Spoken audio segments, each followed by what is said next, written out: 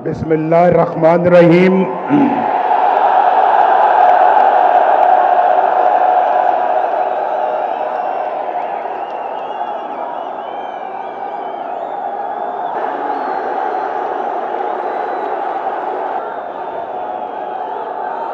कहां से छेड़ूं फसाना, कहां से छेड़ूं फसाना, कहां तमाम करूं।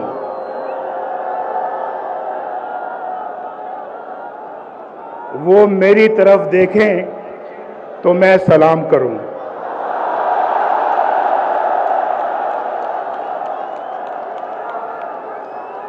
आज कई सालों के बाद आपसे मुलाकात हो रही है। बहुत सालों के बाद आज मुलाकात हो रही है।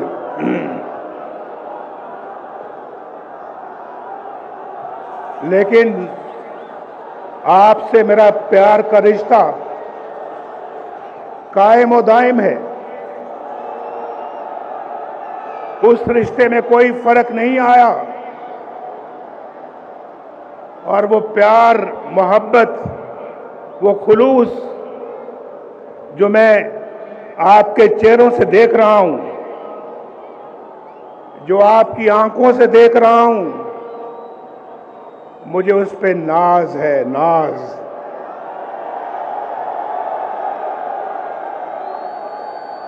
ये मेरा और आपका रिश्ता कई दहाइयों से चल रहा है और ना आपने कभी मुझे धोखा दिया, ना नवाज शरीफ ने कभी आपको धोखा दिया। जब भी मौका मिला बड़े खुलूस के साथ आपकी खिदमत की। जब भी मौका मिला दिन रात एक करके पाकिस्तान के अवाम के मसाइल हल किए और जब भी मौका मिला किसी कुर्बानी से दरेक नहीं किया। जेलों में मुझे डाला गया, मुल्क बदर मुझे किया, जाली केसेस मेरे खिलाफ बनाए गए, शहबाज शरीफ के खिलाफ बनाए गए, मरियम के खिलाफ बनाए गए। ये पूरी लाइन है, ये पूरी लाइन है, सब लोगों के खिलाफ बनाए गए। लेकिन मुस्लिम लीग का झंडा किसी ने अपने हाथ से नहीं छोड़ा।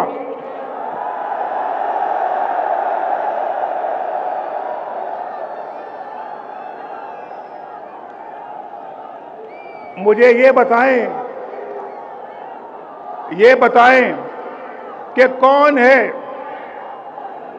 कौन है जो हर चंद सालों बाद नवाज शरीफ को उसके प्यारों से, उसकी कौम से जुदा कर देता है? कौन है भाई? हम तो पाकिस्तान की तामीर करने वालों में हैं। हमने तो पाकिस्तान के लिए एटम बम बनाया अल्लाह के फजलो करम से। हमने एटमी ताकत से महरूम नहीं किया। हमने तो पाकिस्तान को एटमी ताकत बनाया अपने रब के फजलो करम से।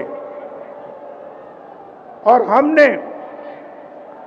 लोड शेडिंग खत्म की, लोड शेडिंग शुरू नहीं की। लोड शेडिंग 2013 में अरूज पर थी। आपके घरों में बिजली नहीं आती थी। 18 घंटे लोड शेडिंग होती थी। याद है या नहीं याद है? किसने खत्म किया लोड शेडिंग को? एक अजाब था, अजाब, और हमने उसको खत्म किया। बिजली मैंने तो महंगी नहीं की, बिजली नवाज शरीफ ने महंगी नहीं की, नवाज शरीफ ने सस्ती की। नवाज शरीफ ने बिजली बनाई अल्लाह के फजलो करम से और उसको सस्ते दामों अवाम तक पहुंचाया। ये है वो, मैं बिल साथ लेके आया हूं।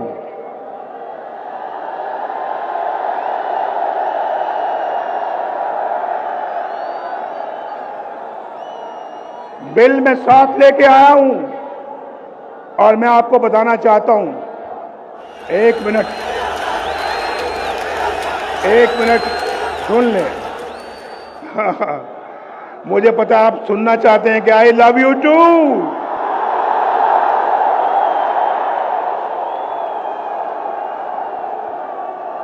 आप भी मुझसे मोहब्बत करते हैं, मैं भी इतनी मोहब्बत करता हूं आपसे।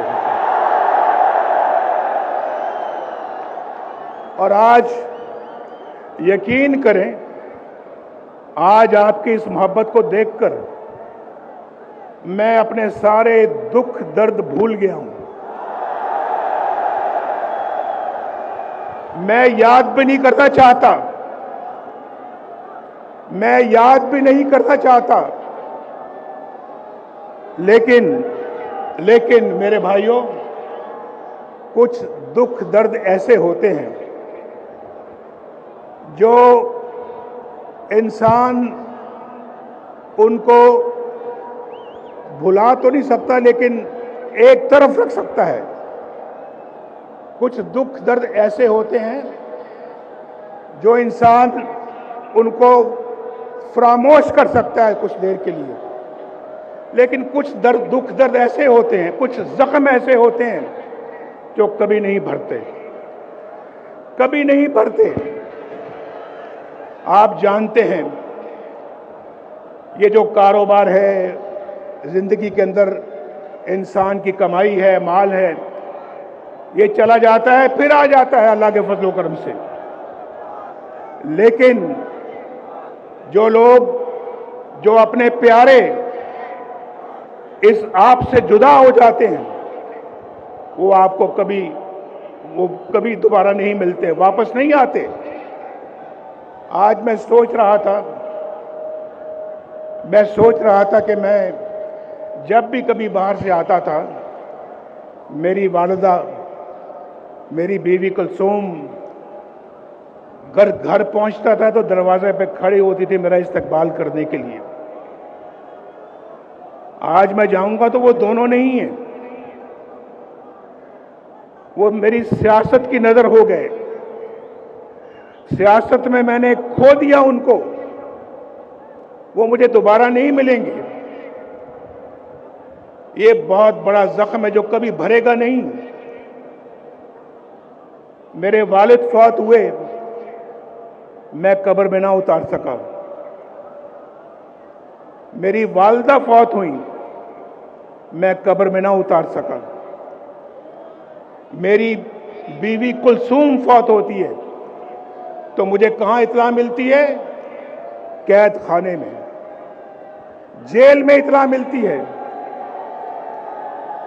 पूछो उस जेल खाने के सुपरिटेंडेंट से पूछो, मैं उसकी मिन्नतें समाजतें करता रहा। देखो, मुझे अभी खबर मिली है, मैं अदालत से आ रहा हूं और वहां तो मुझे किसी ने बात नहीं करने दी, लेकिन ये बताया गया है कि वो दोबारा आईसीयू में चली गई हैं। भाई, आपकी बड़ी मेहरबानी होगी। ये मैं जेल के अंदर की बात कर रहा हूं, अडयाला जेल। वो सुपरिटेंडेंट भी है, शायद वो आज जलसा देख रहा होगा, मेरी गुफ्तगू सुन रहा होगा। मैंने उसको कहा, मैंने कहा मेरी बात करा दो, लंदन में मेरी बात करा दो, मेरे बेटे से बात करा दो, मेरे छोटे बेटे से बात करा दो। मैं पूछना चाहता हूं तो किस हाल में है? मेरी बात उसने नहीं कराई। मैंने कहा देखो, तुम्हारे मेज के ऊपर दो फोन पड़े हैं, ये 2 मोबाइल पड़े हैं, ये 2 लैंडलाइन पड़ी है। यार, तुम एक छोटी सी कॉल मिला के मेरी बात करा सकते हो, करा दो। कहने लगा हमें इजाजत नहीं है। मैंने कहा तुम्हें इसके लिए किससे इजाजत लेने की जरूरत है? तुम्हें किससे इजाजत दरकार है? उसने कहा नहीं जी, हम नहीं करा सकते। मैं उसके कमरे से उठ के अपनी कैद खाने में चला गया दोबारा, वहां सेल में। इतना सा सेल था, इतना सा सेल, चारपाई मुश्किल से वहां पे पूरी आती थी, चारपाई मुश्किल से वहां पे आती थी, और एक छोटी सी कुर्सी थी जहां कभी मैं उठ के बैठ जाता था। वहां चला गया, सोचता रहा कि यार ये बात कराना भी इतना मुश्किल काम था उसके लिए। 2.5 घंटों के बाद उसका नंबर 2 बंदा जो है वो मेरे पास आता है और आके कहता है कि एक बहुत बुरी खबर है आपके लिए, आपकी बीवी कुलसूम अल्लाह को प्यारी हो गई। बात नहीं कराई, 2.5 घंटे के बाद आके मुझे खबर देता है कि आपकी बीवी अल्लाह को प्यारी हो गई है और हम अब जा रहे हैं मरियम की तरफ और उसको इतला करने के लिए। मैंने कहा हरगिज मत जाना उसके पास, उसको या तो मेरे पास लाओ यहां पे या मैं जाऊंगा, बैठी है, पूछ लें। ये खड़ी है यहां पे, इसका सेल कुछ फासले पे था मेरे सेल से, लेकिन हमें मिलने की इजाजत नहीं होती थी। हमारी मुलाकात एक हफ्ते में सिर्फ 1 घंटे के लिए होती थी, 1 हफ्ते में, और पास होके एक हफ्ता हम नहीं मिलते थे। तो कहने लगे, मैंने कहा मुझे साथ ले जाओ। मैं जाके इसको बताया, ये बिल्कुल बेहोश हो गई और मेरे गले लग के रोना शुरू कर दिया। इनको जाके जब बताया तो क्या गुजरी होगी इनके ऊपर, क्या सोचा होगा कि ये हमारा अपना मुल्क है, भाई अपना मुल्क है। मैं भी इसी वतन की मिट्टी से पैदा हुआ हूं, मैं भी एक सच्चा पाकिस्तानी हूं, पाकिस्तान की मोहब्बत मेरे सीने में है। मुझे याद आ रहा है अभी जो शहबाज शरीफ साहब ने बात की, उन्होंने कहा कि क्लिंटन हमें बहुत जोरदार तरीके से कह रहा था कि आपने एटमी धमाके नहीं करने,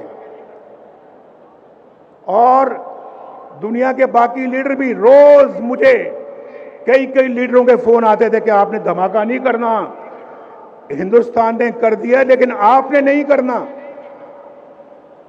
और फिर कहने लगे हम पाकिस्तान को $5 अरब देंगे। आपको मालूम है कि आज इमरान खान की, मैं नाम नहीं लेना चाहता, मैं नाम नहीं लेना चाहता,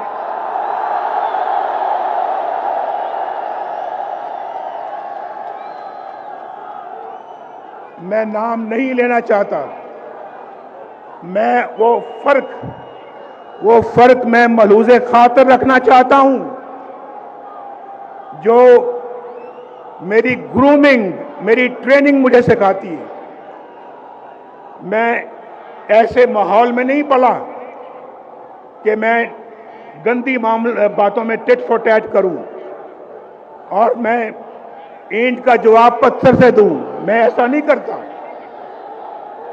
शहबाज साहब ने कहा क्लिंटन $5 अरब की पेशकश की मुझे, ये रिकॉर्ड की बात है। शायद हमारे वजारत खारजा में, फॉरेन ऑफिस में इसका रिकॉर्ड मौजूद होगा, निकलवा के देख लें उसने मुझे $5 अरब की पेशकश की थी या नहीं की थी। ये 1999 की बात है, आज 23-24 साल हो चुके हैं इसको। 5 अरब, आज तो $1 अरब पिछली हुकूमत के लोग मांग रहे थे ना, $1 अरब की भीख मांगते थे उस वक्त। $5 अरब और मुझे कह रहा था कि पाकिस्तान के लिए देना चाहते हैं। शायद कोई, अगर मैं खुद लेने वाला होता तो 1-2 अरब मुझे भी मिल जाते, वो मुझे भी 1-2 अरब कहता कि आप भी ले लें, धमाके ना करें। लेकिन भाइयों, जिस मिट्टी की मैं अभी बात कर रहा हूं, पाकिस्तान की मिट्टी से मैं पैदा हुआ हूं, उस मिट्टी और उस ज़मीर ने मुझे इजाजत नहीं दी कि मैं वो उसकी बात मानूं जो पाकिस्तान के मफाद के खिलाफ हो। दुनिया का ताकतवर तरीन सदर मुझे कह रहा है कि धमाके ना करना। हमने धमाके किए और इंडिया का जवाब ठीक ठाक तरीके से दिया हमने एटमी धमाकों का। आप मुझे बताएं, मेरी जगह कोई और होता, आप जानते हैं कि कौन होता।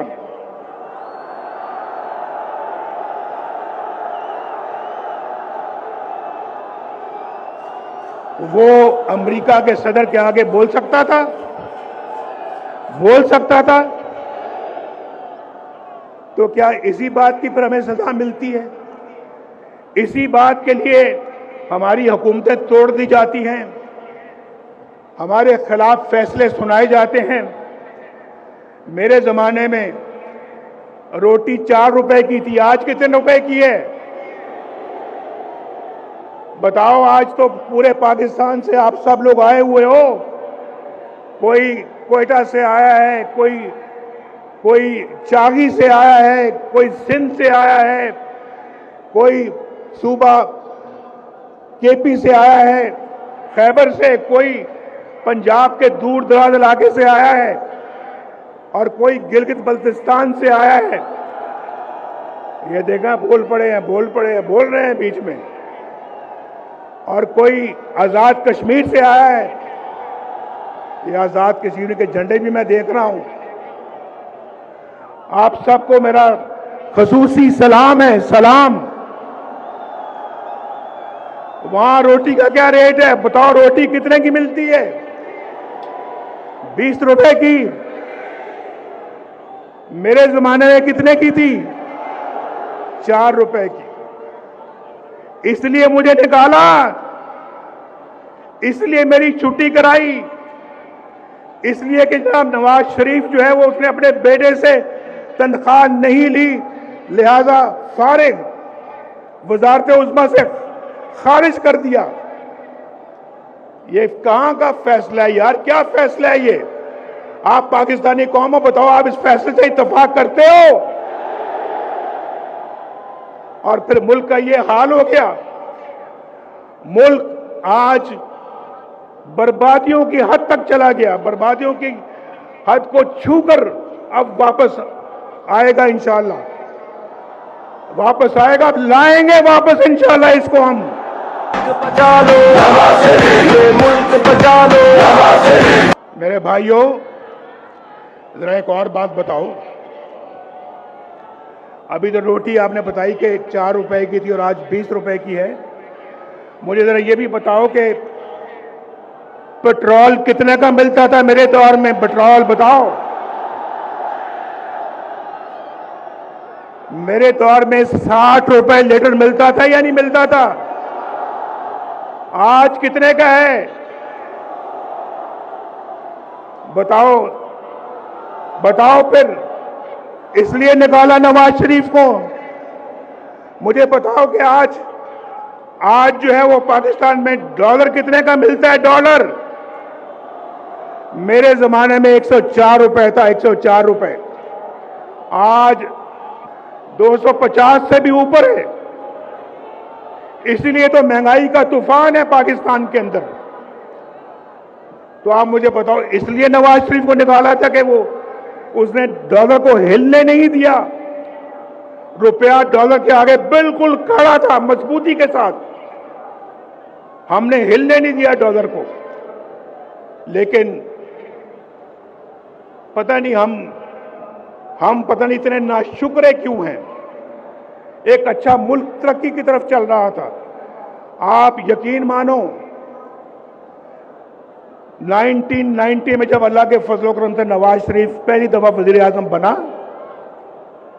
1990 दिसंबर में, 1991 समझ लें, तो जो काम हमने उस वक्त शुरू किए, अगर वो मोमेंटम और वो सिलसिला जारी रहता यकीन माने आप में से आज कोई भी बेरोजगार ना होता मुल्क में, एक भी बेरोजगार ना होता पाकिस्तान के अंदर। पाकिस्तान अंदर गुर्बत नाम की कोई चीज ना होती। गरीब को अपने इलाज मुआवजे के लिए अपनी जायदाद ना बेचनी पड़ती। गरीब के पास इतना पैसा होता कि वो अपना इलाज भी करवा सकता, अपने बाल बच्चों का पेट भी पाल सकता था और उनको पढ़ा लिखा भी सकता था। आज तो देखना सोचना पड़ता है, आज तो सोचना पड़ता है। हालात इतने मुश्किल हो गए हैं कि बिजली का बिल दिया जाए या फिर बच्चों का पेट पाला जाए। मैं ठीक कह रहा हूं या नहीं ठीक कह रहा? बोलो, हाथ उठा के मेरी बात का जवाब दो। हाथ उठा के मेरी बात का जवाब दो। मैं ठीक कह रहा हूं या गलत कह रहा हूं? बिजली का बिल देना मुश्किल हो गया या नहीं हो गया? उधार लेके बिजली का बिल देना पड़ता है, लोग खुदकुशियां कर रहे हैं।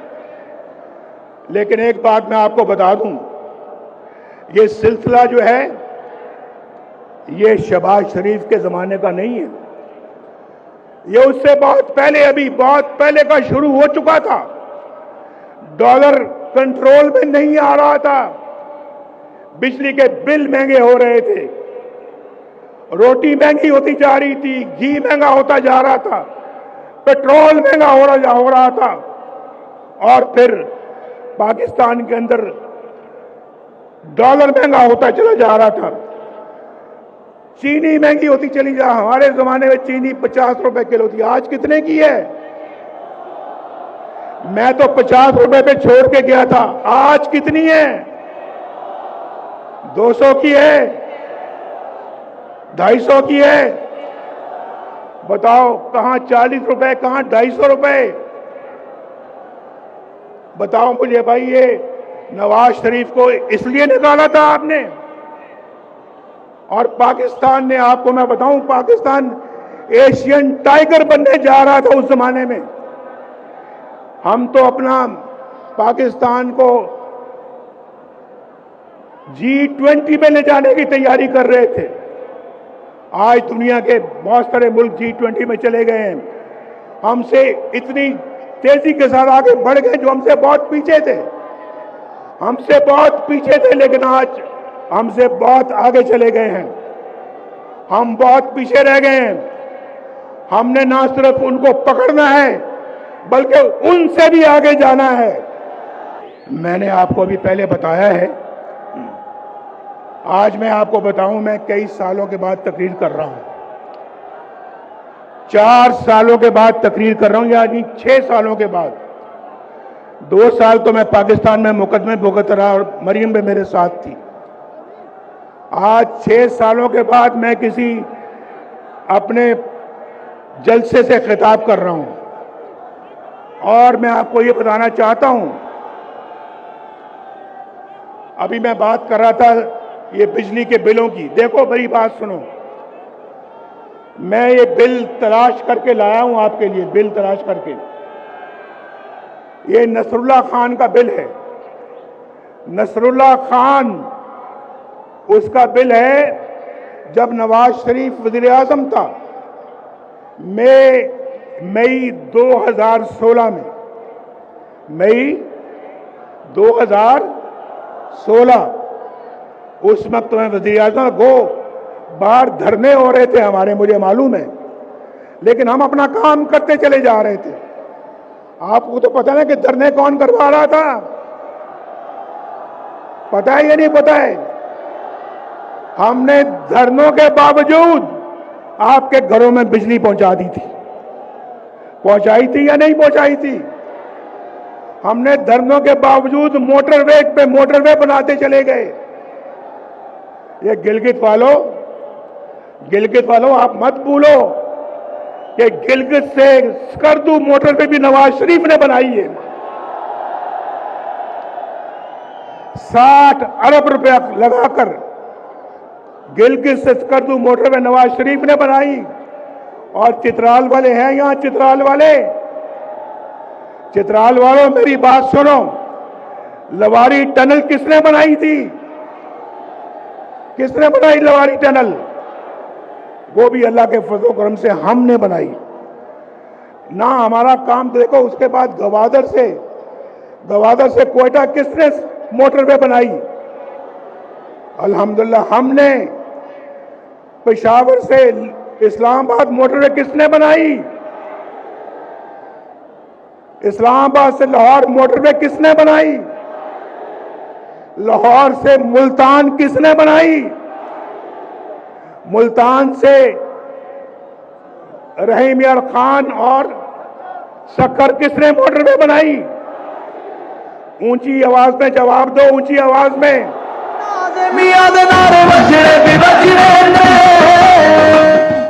और फिर हैदराबाद से कराची मोटरवे किसने बनाई? भाई मैं उसकी तरफ आ रहा हूं। देखो नसरुल्लाह खान 2016 में मई के महीने में इसका बिजली का बिल था 1317 रुपए, 1317 रुपए। और फिर इसी बंदे का बिल जो है वो अगस्त 2022 में उसका बिल है 15,687 रुपए। तो बिजली महंगी शहबाज शरीफ ने की थी। बिजली महंगी शहबाज शरीफ ने की। बिजली महंगी उस जमाने से चल रही है जब से आपने नवाज शरीफ को निकाला है। एक और मैं मिसाल देने लगा हूं आपको। सईद अख्तर है। सईद अख्तर कोई गरीब आदमी है।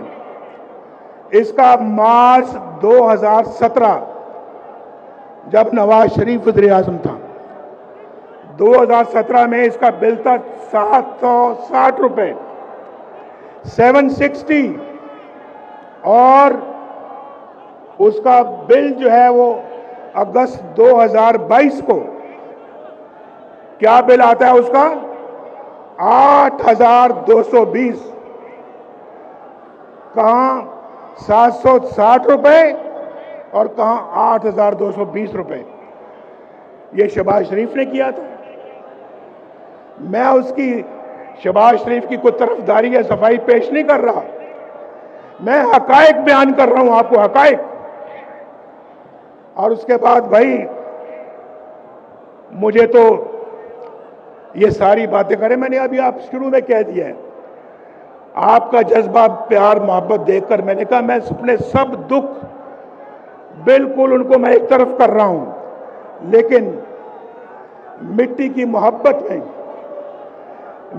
मोहब्बत में हम आशुफ्ता सरों ने वो कर्ज उतारे हैं कि वाजिब भी नहीं थे।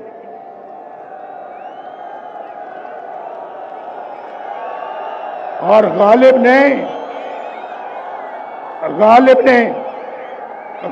ने शायद हम जैसों के लिए कहा है, मुझ जैसों के लिए कहा है गालिब ने शायद, जिंदगी अपनी कुछ इस शक्ल से गुजरी गालिब, जिंदगी अपनी कुछ इस शक्ल से गुजरी गालिब, हम भी क्या याद करेंगे कि खुदा रखते थे।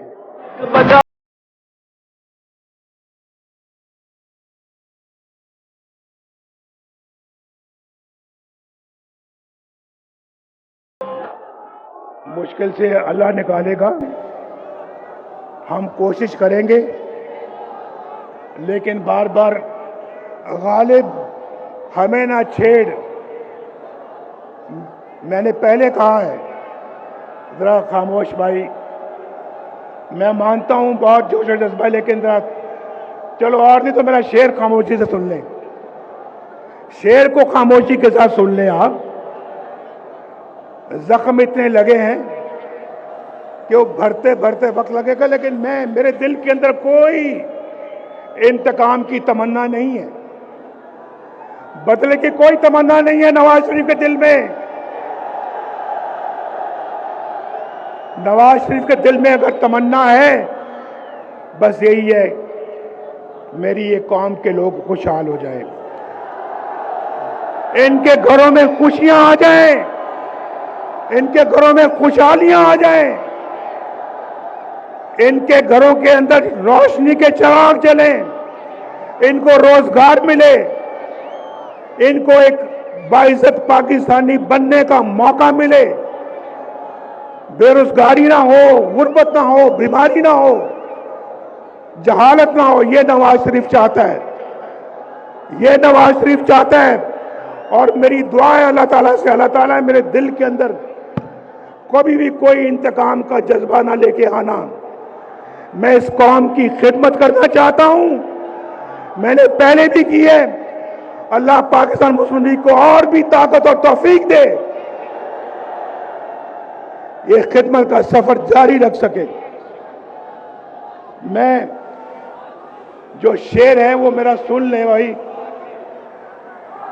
गालिब हमें ना छेड़ कि फिर जोश अश्क से, गौर से सुनो और समझो।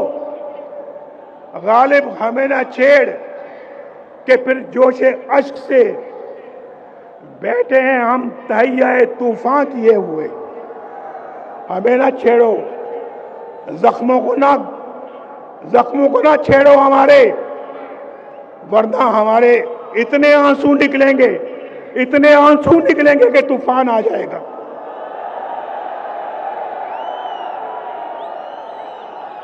क्यों नहीं आएंगे आंसू?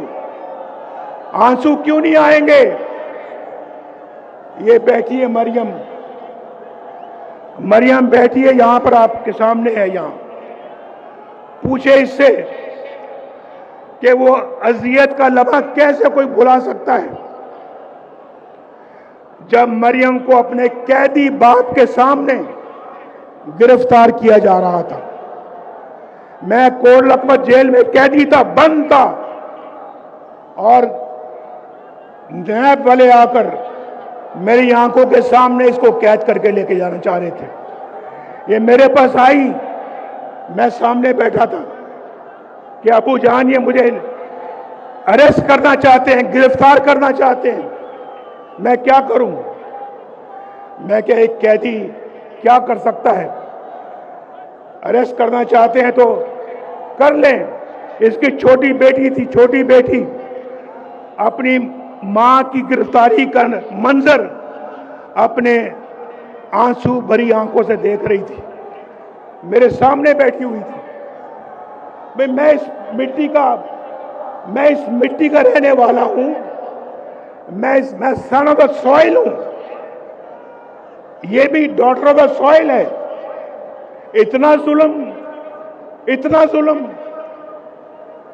शहबाज शरीफ को भी जेल में बंद कर दिया, बेटों को भी जेल में बंद कर दिया। ये राणा सनाउल्लाह को बंद नहीं किया बल्कि सजाए मौत देने के चक्कर में थे। हनीफ अब्बासी को बंद नहीं किया बल्कि सजाए मौत देने के चक्कर में थे। और लोगों को, ख्वाजा साद रफीक जो अभी आपके सामने बात कर रहे थे, 2 साल जेल में बंद रखा। और फिर मुझे, आप देखें ना, मुझे छोड़े 1990 से लेकर आज तक कितने साल हो गए? 23 साल। 23 साल में 15 साल मैं या तो मुल्क से बाहर, या जेल में, या मुकदमे भुगतता रहा।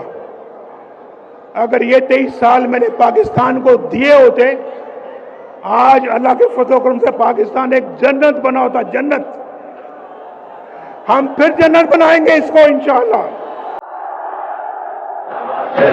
मुल्क बचा लो।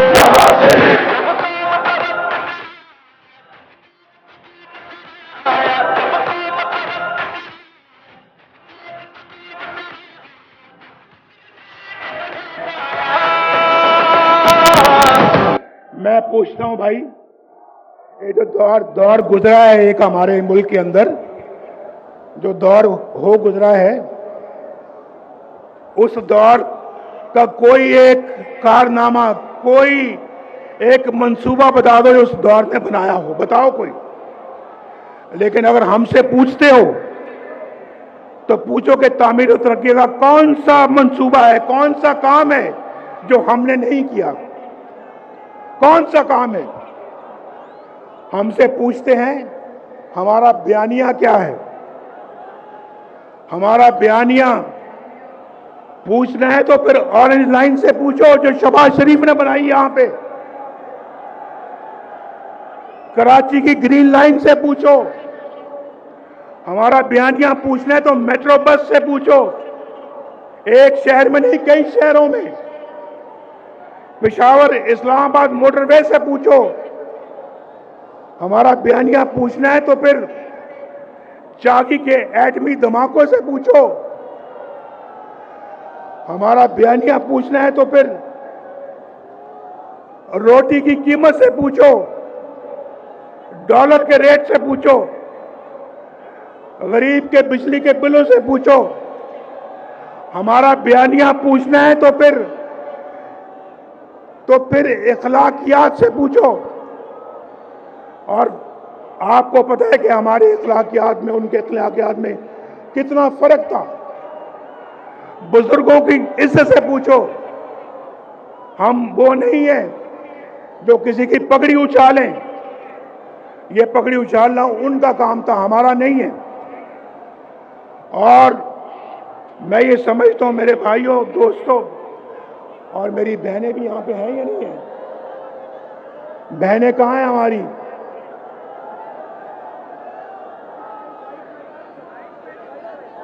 देखें हमारी बहनें कितने आराम से जलसा सुन रही हैं, कितने आराम से जलसा सुन रही हैं।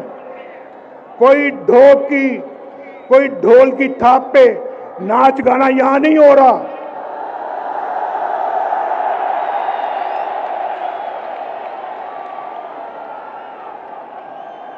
मेरी बात समझ गए आप या नहीं समझे? अगर समझे तो फिर एक जोरदार तरीके से जरा आवाज दो।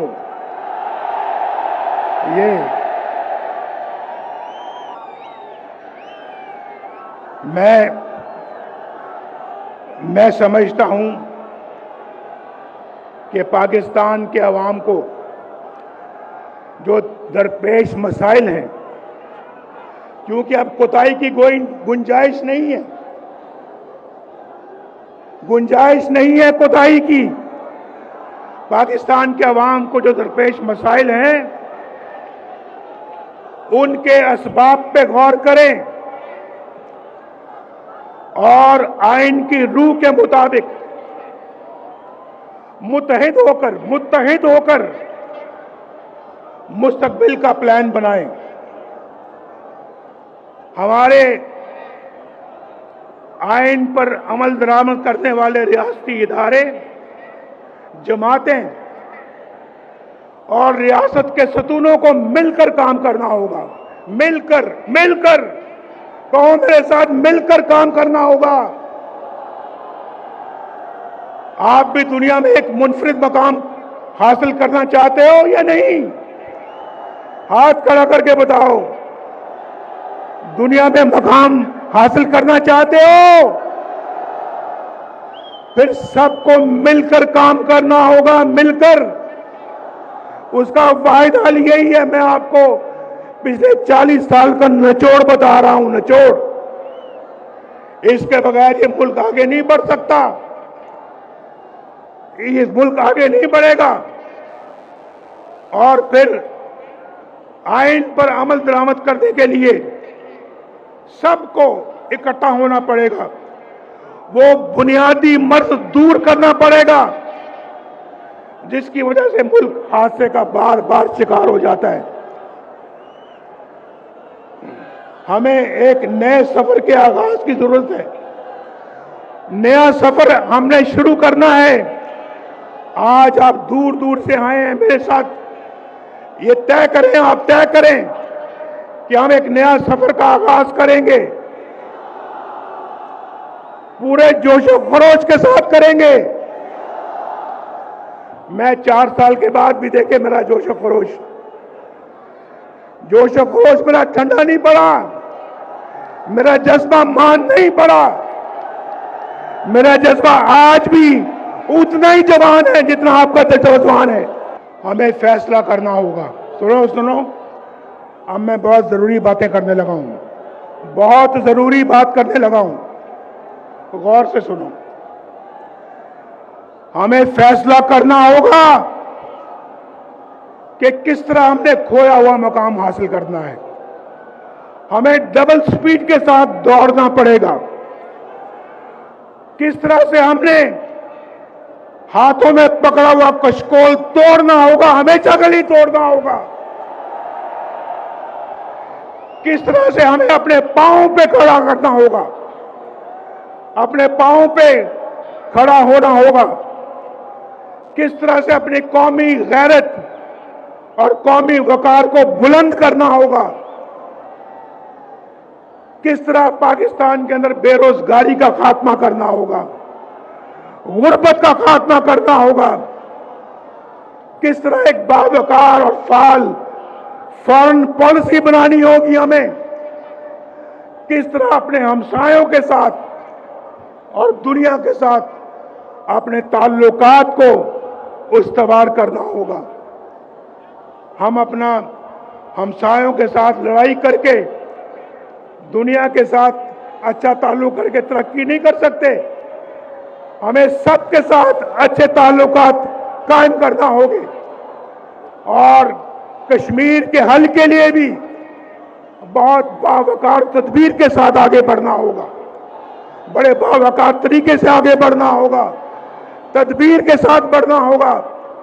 अगर ईस्ट पाकिस्तान मशरकी पाकिस्तान मगरबी पाकिस्तान से अलहदा ना होता तो आज मगरबी पाकिस्तान और मशरकी पाकिस्तान के दरमियान एक इकोनॉमिक कॉरिडोर बन गया होता जिसको इंडिया भी राह देता और पाकिस्तान मिलकर बांग्लादेश के साथ, जो कि उस वक्त ईस्ट पाकिस्तान था, हम मिलकर तरक्की करते। हमने तो कहा ये कौन लोग हैं भाई मशरकी पाकिस्तान के रहने वाले, ये तो झूठ उगाते हैं, झूठ, और हमारे ऊपर बोझ है।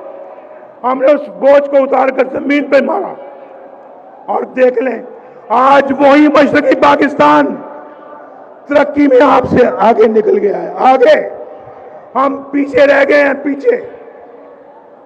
ये हमें मंजूर नहीं है, ये मुस्लिम लीग नून को मंजूर नहीं है, ये नवाज शरीफ को मंजूर नहीं है, ये नवाज शरीफ के वोटरों को, सपोर्टरों को ये मंजूर नहीं है, ये पाकिस्तानी कौम को मंजूर नहीं है।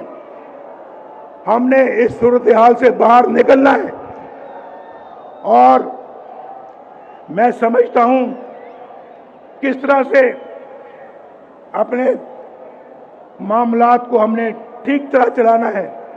मेरा दिल जख्मों से चूर जरूर है, दिल दर्द से भरा जरूर है, मगर आज मैं आपके साथ मिलकर अपने रब से दुआ कर रहा हूं। ऐ मेरे रब, मेरे दिल में रत्ती बराबर भी बदले की या इंतकाम की ख्वाहिश नहीं है। बस तू इस कौम की तकदीर बदल दे तकदीर।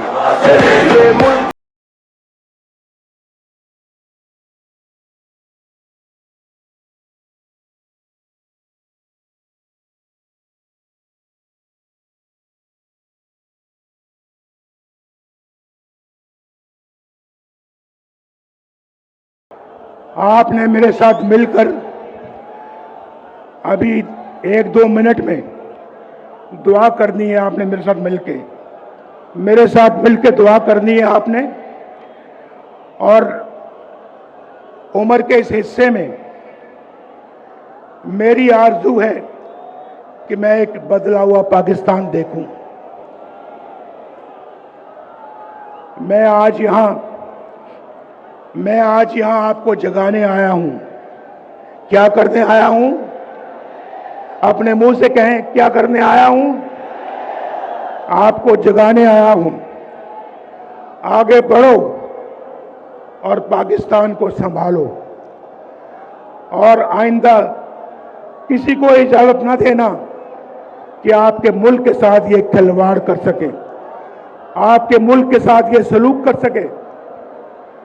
मैंने आज बहुत जब्त से बहुत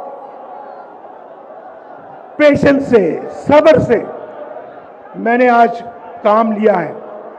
मैंने कोई ऐसी बात नहीं की, कोई ऐसी बात नहीं की जो कि मैं समझता हूं कि मुझे नहीं करनी चाहिए थी।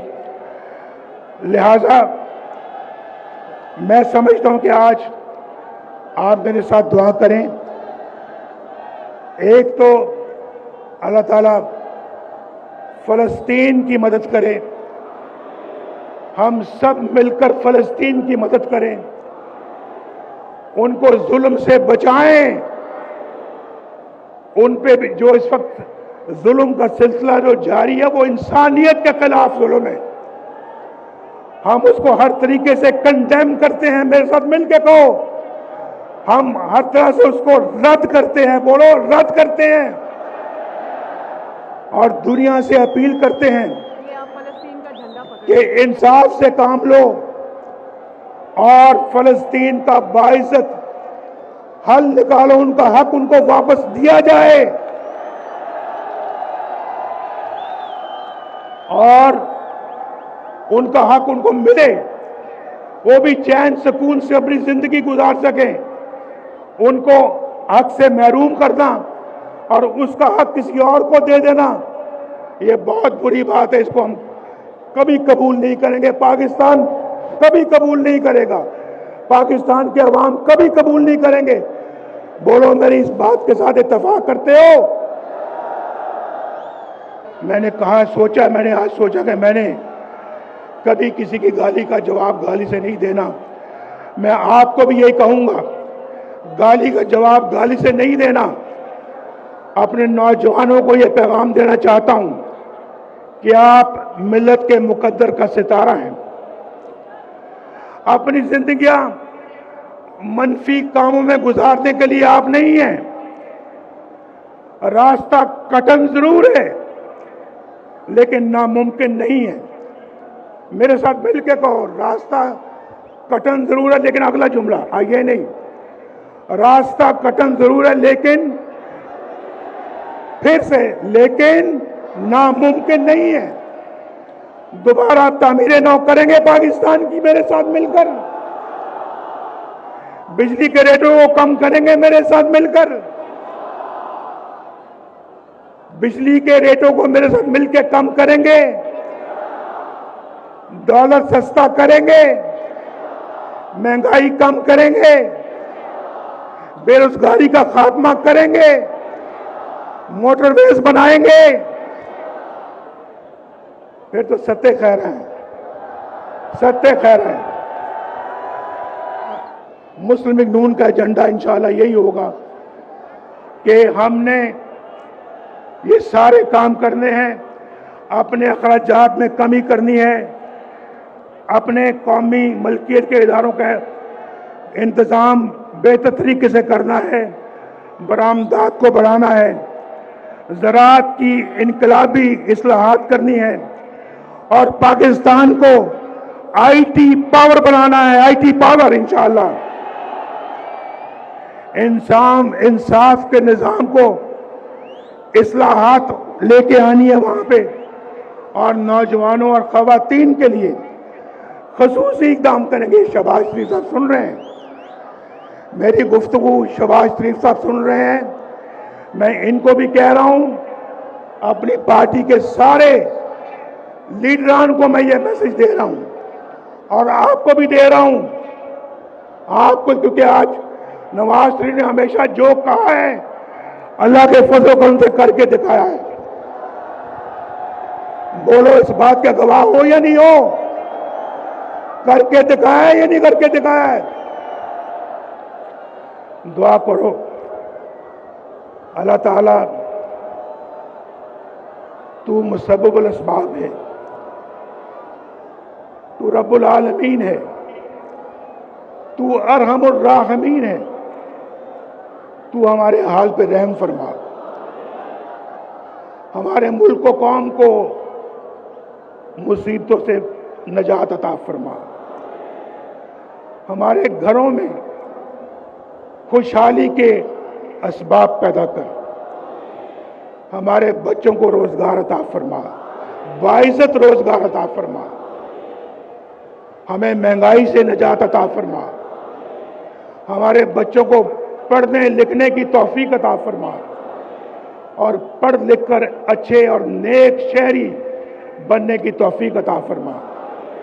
इस मुल्क के अंदर इतना पोटेंशियल है कि बाहर के लोग भी यहां आके काम करें, तब भी बेरोजगारी यहां कभी पैदा नहीं होगी। रोजगार इतना हम जनरेट कर सकते हैं कि इंशाअल्लाह यहां पे किसी चीज की कोई कमी नहीं है।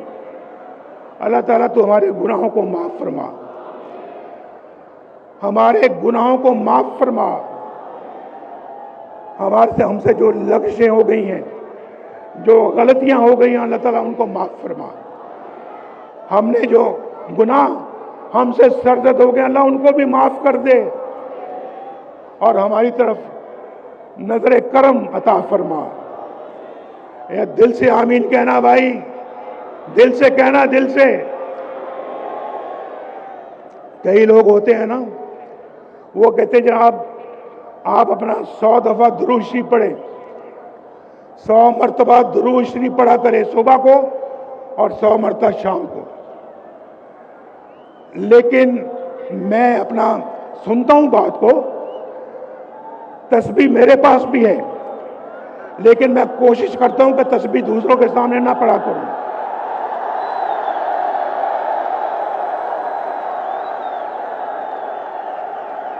मेरे पास भी तस्बीह है, लेकिन तस्बीह मैं उस वक्त फेरता हूं जब मुझे कोई ना देख रहा हो।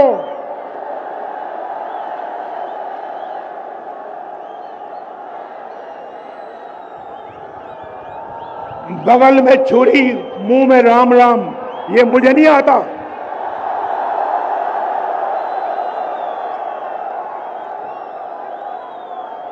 आप भी यही किया करो। तो मुझे को कहते हैं आप सुबह भी पढ़ें, शाम को भी पढ़ें 100 मरतबा दुरूद इब्राहिमी। मैं एक वक्त मुकर्रर कर लेता हूं कि मैंने 1 घंटा पढ़ना है या आधा घंटा पढ़ना है, या जिनके पास वक्त कम है वो 10 मिनट के लिए पढ़ें खुशियों खुजू के साथ। अल्लाह से लौ लगा ले, पहले अल्लाह से लौ लगाएं, लौ लगा के फिर उसके बाद पढ़े, दुआ मांगे, अल्लाह आपको वो अता करेगा जो आप उससे मांगेंगे।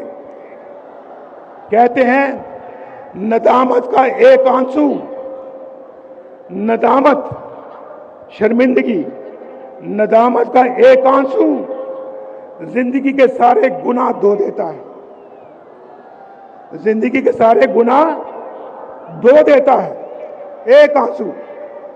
आप सुबह तहज्जुद के वक्त, फजर के वक्त आप एक आंसू बहाएं अल्लाह को याद करके, देखें किस तरह से अल्लाह आपकी तकदीर बदलता है। ये मेरा कहा हुआ आजमाएं, जब पढ़े तो खुशियों खुजू के साथ, पूरी तवज्जो के साथ, और 100 दफा नहीं पढ़ सकते तो आप 20 दफा पढ़ें, 10 दफा पढ़ें, 3 दफा पढ़ें, लेकिन पढ़ें खुशियों खुजू के साथ। वो 100 दफा, उस 100 दफा पढ़ने से कहीं बेहतर है जहां आपकी तवज्जो कहीं और है, पर आप अल्लाह का नाम रहे हैं और दिल में आपका ये है कि दिल के अंदर आपके खोट नहीं होना चाहिए। आज मेरी आपके साथ गुफ्तगू बहुत सालों बाद हुई है। अल्लाह ताला आप सबको, आपकी औलाद को, आपके बच्चों को, भाई बहनों को खैर और बरकत की जिंदगी अता फरमाए। अल्लाह ताला आप सब पे रहम फरमाए। अल्लाह ताला आप सबको इज्जत की रोजी अता फरमाए। अल्लाह ताला आपको एक बहुत अच्छा फर्ज शनास पाकिस्तानी बनाए। देखें, मेरे दिल से ये दुआएं निकल रही हैं आपके लिए, और यही रिश्ता है मेरा आपके साथ, यही रिश्ता है। अल्लाह ताला आपका हामी और नासिर हो। पाकिस्तान शाबाश शाबाश।